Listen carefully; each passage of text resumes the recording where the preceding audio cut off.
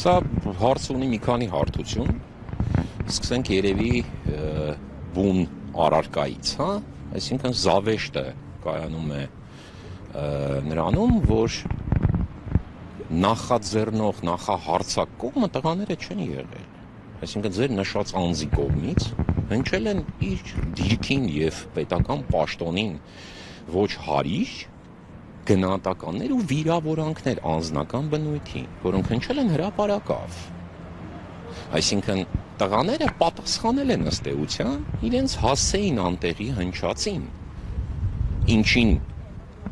հետևեց տվյալ ձեր նշած անձի վազելով գնալն ու բողոքելը։ Այսինքն զավեշտը սրանում է կայանում և դա անում է մարդ, որը որ իր թիկնազորի միջոցով մարդկանց վրա է թքում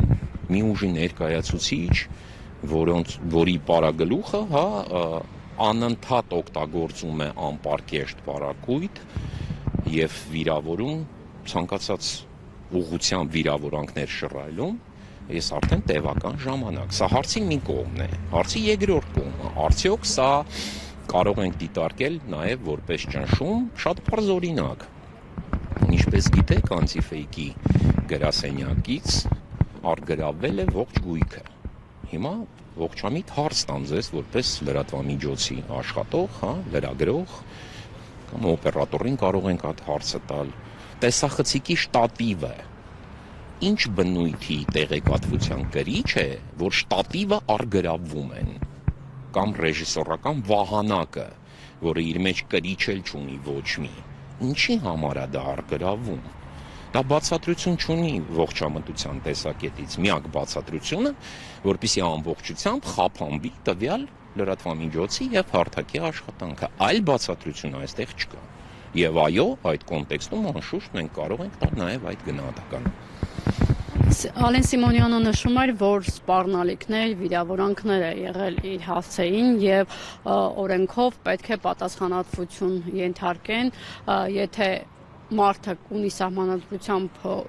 իրավունք ազատ խոսքի չանել։ Դե ես արդեն ձեր հարցին ով է դա ասում, այսինքն մարդ, որը նախաձեռնել է այդ ամենը, կամ ուժի ներկայացուցիչ, ուժ էլ չասեմ, ոհմակի ներկայացուցիչ, որոնք այդ մշակույթն են բերել ընդհանուր առմամբ և այդ բառակույտը դրել շրջանառության մեջ բարձր աթոռներից։ Զավեշտ է սա։ Ինչ վերաբերում է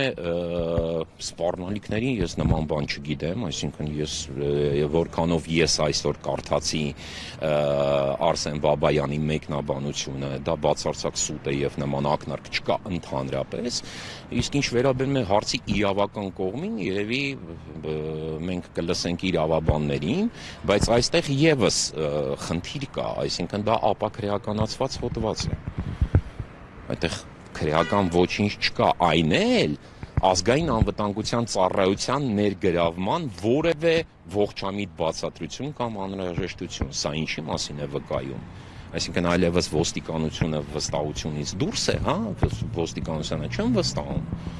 որ այս տեսակ հարցով զբաղվում է ազգային անվտանգության ծառայության մարտական ստորաբաժանումը, սա ինչ է։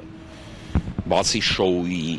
էլեմենտ պարունակելը, սա որևէ ողջամիտ բացատրություն ունի, կարծում եմ ոչ։ Տղաների ձերբակալությանը նախորդել էր Սերժ Սարգսյանի հարցազրույցը, կապում եք սա այս երկու դրվագը իրար հետ, հարցազրույցից հետո նաև այս գործը նախաձեռնվեց։ Գիտեք, ամեն դեպքում այն, որ ջղաձգում նկատվեց ակնհայտ և այդ ամբողջ ոհմակի մոտ, դա միանշանակ, որքանով դա զուտ իրենց ընկալումների և իրենց ուղեղի մեջ մեկը մյուսից բխեց, չգիտեմ ճիշտ ասած, դա երևի կլինիկական հոգեբանների կամ այս պարագայում արդեն հավանաբար հոգեբուժների խնդիրն է,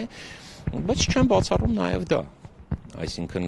ըստ ռեակցիայի, որը եղավ այդ ամենին, մենք կարող ենք ենթադրել, որ որոշակի պատճառահետևանքային կապ գուցե և առկա է։